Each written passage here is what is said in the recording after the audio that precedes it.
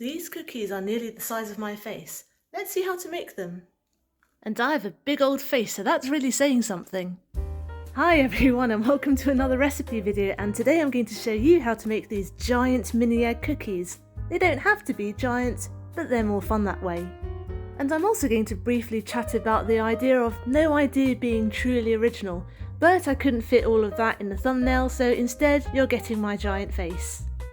So let's get started. We're going to melt 100 grams of salted butter, and it needs to be salted because it really brings the flavour out. Swirl it a bit, and we're going to go further than just melt it, we're going to brown it, and this makes a wonderfully nutty flavour. So do it bit by bit. You don't want to burn the butter, you just want to heat it up until it goes really golden. So speaking of original, non-original ideas, I actually filmed this about 4 weeks ago, and I was going to hold off until posting it next week before the Easter weekend, but loads of people started posting about homemade mini egg cookies on Instagram all of a sudden. I thought, gosh, I better get in there before people think I'm copying them. Just a little interjection here, the butter is now browned, I'm taking it away to cool, and I'm preheating the oven to 180 degrees C. And now all we have to do is mix everything up in one bowl, super easy. Anyway, talking about worrying that people were thinking I was copying them, I thought, you know what, it's Easter. Mini eggs are trending anyway, big cookies are trending anyway too, so of course everyone's going to put 2 and 2 together and make mini egg cookies. It's not rocket science, I'm not the first person in the world to think of it, and sure enough, if you go on the internet, people have been doing it for years, so I shouldn't really have to worry about that. But people do get really defensive about, oh, this was my idea and that was my idea on the internet, even though there's not really such a thing.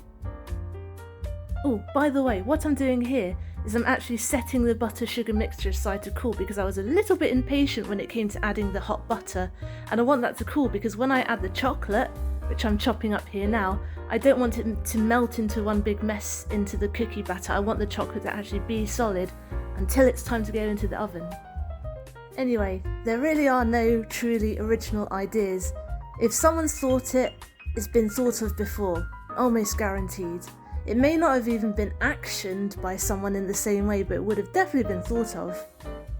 Things get really murky when it comes to recipe development, because there are no real clear legal guides on what you can and can't do. Well, obviously you can't directly copy something word for word and then publish it and then make money. That would literally be stealing and is illegal.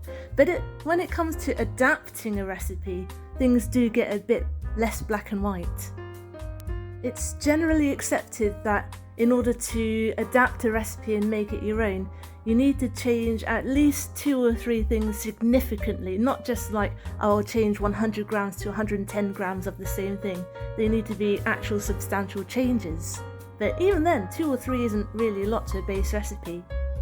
Personally, I think it also matters if you're transforming the recipe or adding to it.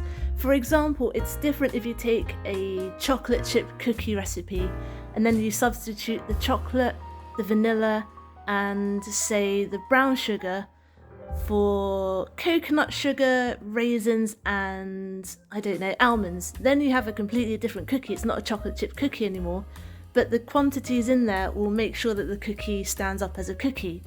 But it's pretty much the same cookie if you take that chocolate chip cookie recipe, you don't change it, but you're adding sprinkles on top and then raisins on top. Then you're not really changing the recipe, you're just adding a bit to it. But that's up for debate and something that the food community can argue about until the end of time. But I only started thinking about this because I had a friend who told me about another food blogger who I actually don't follow, going off on another blogger for supposedly stealing her recipe and claiming it as her own.